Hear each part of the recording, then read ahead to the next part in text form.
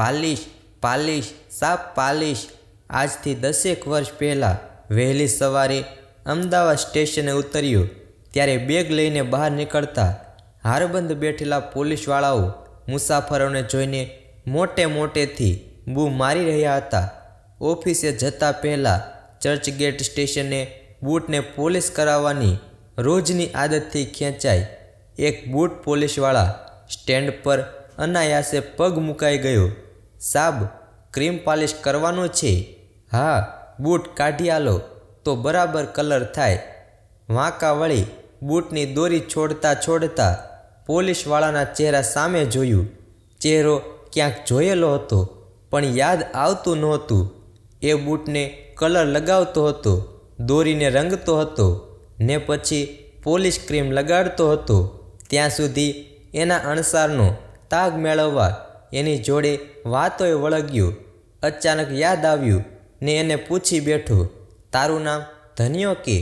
હા હા, મારું નામ ધનિયો, ધનજી। તમે મને ક્યાંથી ઓળખો સાહેબ? મંગાનો દીકરો ને? મેં હસીને પૂછ્યું। હા, હું જ મંગાનો દીકરો, પણ તમે સાબ કોણ, કયા ગામથી?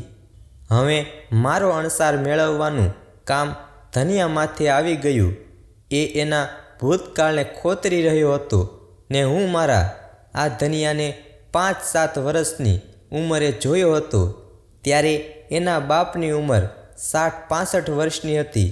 ધનિયાનો બાપ મંગો રાજકોટની એક કોલેજની બાજુની ફૂટપાથ પર બેસે। કોલેજમાં જતા છોકરા છોકરીઓના બૂટ ચંપલ સાંધે ને પોલિશે કરી આપે। સાંજ પડીએ ₹1.5 કમાઈ લે। એમાંથી એ હોટલના પાવ સંભાર ખાઈ લે। સામેના મકાનોની ગૃહિણીઓ એને વધ્યું ઘટ્યું આપે તે પણ ખાઈ લે। મંગો બોલે બહુ ઓછું, આખો દાડો ઊંધું માથું ઘાલીને કામ કરતો જ હોય। એની લક્ષ્મણ દ્રષ્ટિ જતા આવતા રાહદારીઓના પગ પર જ હોય। કોઈ રિપેરિંગ કરાવવા ઊભો રહે ત્યારે એની સામે ઊંચી નજરે જુએ। એ પછી એની નજર નીચી। એ કોઈની પાસે ભાવતાલ ન કરે, જે આપે તે લઈ લે। કોલેજની ફૂટપાથ પર વર્ષના 365 દિવસ એ એની બેઠક પર હાજર જ હોય। ભાગ્યે જ એ ત્યાંથી ખસ્યો હશે।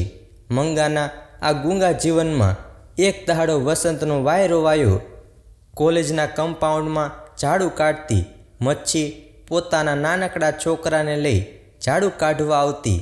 કોલેજની લોબીના ખૂણે છોકરાને મૂકી ઝાડુ કાઢે, પણ લોબીમાં ક્યારેક એ છોકરો શૌચ કરી બેસતો ત્યારે ચોકીદારથી એ સહન ન થયું।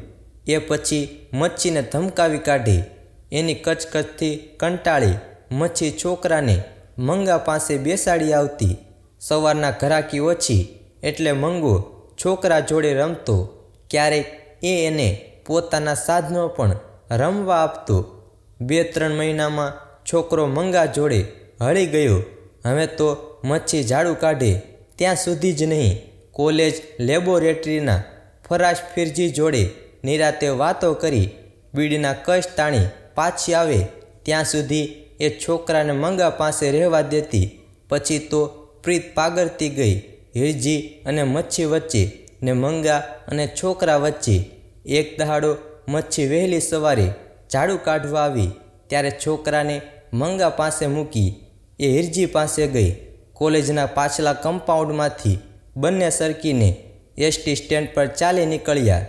એ દિવસે ન તો કોલેજ કમ્પાઉન્ડનું ઝાડુ નીકળ્યું કે ન તો લેબોરેટરીના સાધનો સાફ થયા। મચ્છી હિરજી જોડે ગઈ તે ગઈ। આજનો દી ને કાલની ઘડી છોકરો મંગા પાસે રહી ગયો। મંગાને તો હવે બાવાજીની લંગોટી જેવું થયું। આજ દિવસ સુધી એણે પોતાને માટે કોઈ છાપરી નહોતી બાંધી। તે આ છોકરાને માટે થઈને 2 વળીઓ ઊભી કરી એને માથે કંતાન બાંધી દીધું। ફૂટપાથ પર જે ઝાડને છાંયડે બેસતો એની ડાળીમાં જ એણે છોકરાને સુવરાવવા રમાડવા ખોયા જેવું કરી આપ્યું। પોતે ચમારકામ કરતો હોય ત્યારે છોકરાને એની ચમારકામની પેટી પર બેસાડી રાખતો। એણે છોકરાનું નામ પાડ્યું ધનિયો। વસંત, ગ્રીષ્મ, વર્ષા, શરદ ઋતુ આવતી ગઈ। સમયના વહેણે ધનિયા પર છાપ મારી દીધી. મંગાના છોકરા તરીકેની. ધનિયો હવે મંગાના છોકરા તરીકે જાણીતો થઈ ગયો. એની છાપરી નીચે બેસી એ આવતા જતા બધાને કહેતો, સાબ પાલિશ કરાવવું છે, પાલિશ તમારે સાબ, બૂટ ચંપલના તળિયા હંધાવા છે. મારો બાપ હાઈ ક્લાસ કરી દે, જે દેવું હોય તે દેજો. ધનિયો અમે કોલેજ હોસ્ટેલમાં આંટા મારતો થઈ ગયો. હોસ્ટેલના વિદ્યાર્થીઓના બૂટ ચંપલ લઈ આવી એ બાપાને આપતો. બાપા એનું ઓપરેશન કરી લે એટલે ધનિયો ડિલિવરી દેવા જતો. 5 વર્ષની ઉંમરે ધનિયો બાપાને પડખે ઊભો રહેતો થઈ ગયો.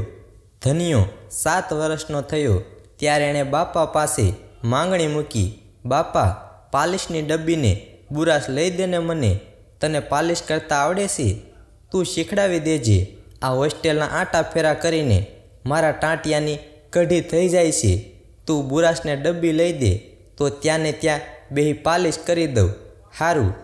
ધનિયો બાપા પાસે પાલિશ કામ શીખી લઈ થેલીમાં બુરાશ ને ડબ્બી ઝુલાવતો એ હોસ્ટેલના દરવાજા ખખડાવતો થઈ ગયો. 10-11 સુધીમાં એ $1.25 કમાઈ લાવે. સામેની હોસ્ટેલમાંથી 2 ચાના કોપનો ઓર્ડર આપી આવતો. સાહેબ પગ મૂકો એટલે બૂટ પહેરાવી દઉં. ધનજીએ ઊંચે જોઈને કહ્યું. ધનજીના વાક્ય વિચારે ચડેલું મન પાછું રાજકોટથી અમદાવાદની ધરતી પર આવી ગયું. મંગાભાઈ જીવે છે કે ધનજી? બાપાને એ મોટી જાત્રાએ ઉપડી ગયા છે. કેટલા વર્ષ થયા? 10-12 વર્ષ મોર્ય. બૂટ પહેરાવી ધનજી ઉઠ્યો.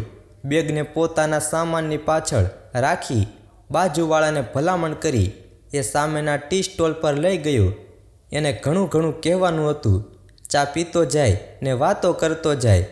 મારો બાપુ, મારો મંગો બાપુ, શું વાત કરું એની, એ થયો નથી ને થાવોય નથી. આવતા ભવે પણ એ જ બાપ મળે એવું ભગવાન પાસે માંગુ છું. મને ફૂલની માફક સાચવ્યો છે એણે. મરતાંય એણે મને દુઃખ દુઆ દીધી. મારાથી થાય એટલી સેવા ચાકરી મેં કરી હતી હો સાહેબ. એની પાછળ કારજ પણ કર્યું. બાકી બાપુ એટલે બાપુ. એને ફોટો જોવો છે સાહેબ? લ્યો બતાવું. ધનજી એના પાકીટમાંથી જૂનો પીળો ફોટો કાઢી બતાવતા કહ્યું, આ મારો બાપુ. એને પડખે ટેબલ પર બેઠો છે તે હું. મારી સામે ફોટો ધરવાને બદલે એ એની આંખ સામે રાખીને જ એકી ટશે જોતો રહ્યો. પછી ફોટાને આંખ લગાડી એણે સાચવીને પાકીટમાં મૂકી દીધો. ક્યાં ધનજી ને ક્યાં મંગો? કંઈ સગાઈ હતી એ બે વચ્ચે? લોહીની સગાઈ પણ આટલી ઘટ હોઈ શકે ખરી? તો મિત્રો, તમારું શું કહેવું છે આ વિડીયો વિશે? જો તમને અમારો વિડીયો પસંદ આવ્યો હોય તો વિડીયોને લાઈક કરજો, શેર કરજો અને ચેનલને ખાસ સબસ્ક્રાઈબ કરવાનું ભૂલશો નહીં મિત્રો.